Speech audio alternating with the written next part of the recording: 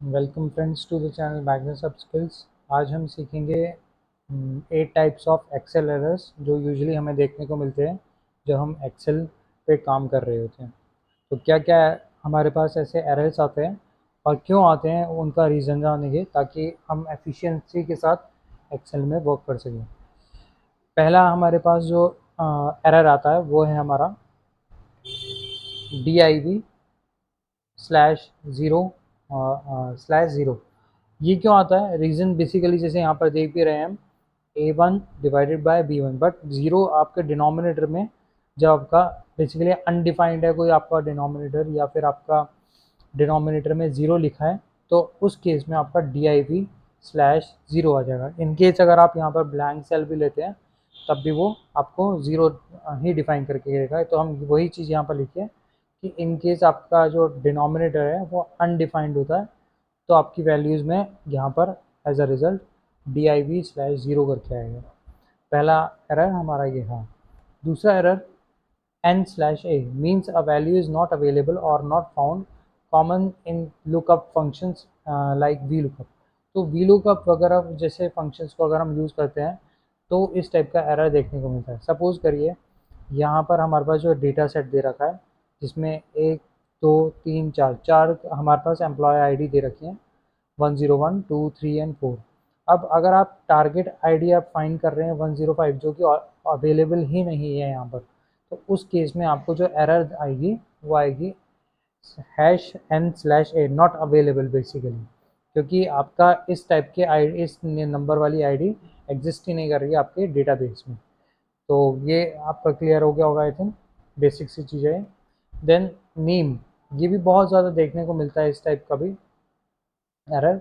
अब ये कहाँ आता है basically, Excel does not recognise the formula name और टेक्स्ट। अब ये यूजुअली तब होता है जब आपने कोई भी स्पेलिंग एरर करके आप फंक्शंस को यूज़ कर रहे हो या फंक्शन का जो बेसिक सिंटेक्स है उसको फॉलो नहीं कर रहे हो आप। ओके, जैसे यहाँ पर आप देख सकते हैं अगर मुझे सम करना है ये दोनों प्राइसेस का सम करके यहाँ पर कैलकुलेट करना था, तो अगर मैं SUMM करूँगा जो कि कोई फंक्शन एग्जिस्ट ही नहीं कर रहा है तो ऑटोमेटिकली उसको कैलकुलेट नहीं करेगा।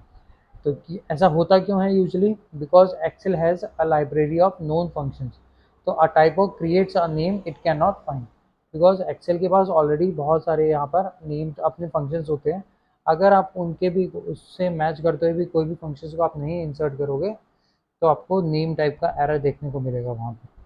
सिमिलरली यहाँ पर हाई और लो, यहाँ पर बेसिकली क्या है, अगर आपने इसको डिफाइन नहीं करा, B1 की जो वैल्यू है वो अगर 100 से ऊपर है तो हाई आ जाए, बट यहाँ पर इन्वर्टेड कॉमर्स आपने मिस कर दिए तो जो सिंटेक्स एरर है, अगर आपका सिंटेक्स एरर आएगा तो भी आपका नेम वाली एरर देखने को मिलती है हमें।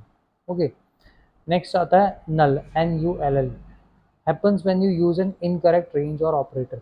अब यहाँ पर क्या होता है, अगर आपने इनकरेक्ट रेंज या ऑपरेटर यूज़ कर लिया तो उस केस में नल एरर देखने को मिलती है हमें यहाँ पर। सपोज़ करिए जैसे यहाँ पर लिखा है A5 से लेकर A1 से लेकर A5 कॉमा और यहाँ पर स्पेस के साथ B1 से लेकर B5। तो यहाँ पर आपका रेंज कौन सी है आपने डिफाइन करा ही नहीं है प्रॉपरली। सम फंक्शन इस तरीके के एरर्स को ऑब्वियसली नल करके देगा, because formula is missing range intersection operator और uses range that do not intersect. ये कहीं से कहीं तक इंटरसेक्ट ही नहीं हो रही है हमारी रेंज, यहाँ से लेकर अगर हम यहाँ तक चेक कर रहे हैं तो ये बेसिकली ऊपर भी आपका देख सकते हैं यहाँ पर अल्फ़ाबेट्स हैं, तो दोनों एक कैटेगरी की हमारे पास रेंज मिल ही नहीं रही है। और प्लस आपने एक ही फंक्शन में आपने दो अलग अलग रेंजेस को डिफाइन कर दिया जो कि इसके नॉर्मल सिंटेक्स से मैच नहीं करता है। ओके, तो तब आपको नल एरर देखने को मिलेगा। फिर आता है नम एरर। नम एरर क्या हुआ, बेसिकली आपने यहाँ पर occurs when there is an invalid numeric value.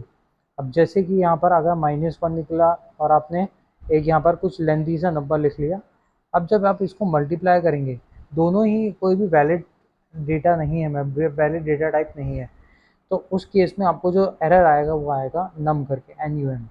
Okay, यहाँ पर लिखा भी है max limit number too large small for Excel formula results cannot be displayed due to a size of function is given invalid or numeric argument।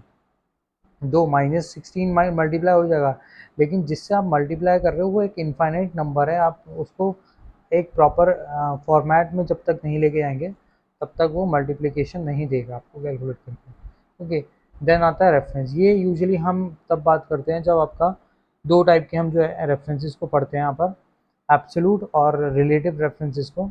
अब यहाँ पर अगर आपने सेल रेफरेंसिंग गलत कर दी है तो उस केस में आपका ये एरर देखने को मिलता है। सपोज करिए जैसे A1 से लेकर A3 तक यहाँ पर सम का क्या करा गया है। अब यहाँ पर वैल्यू है आपका कोई अल्फ़ाबेट कभी भी नंबर से प्लस हो ही नहीं सकता।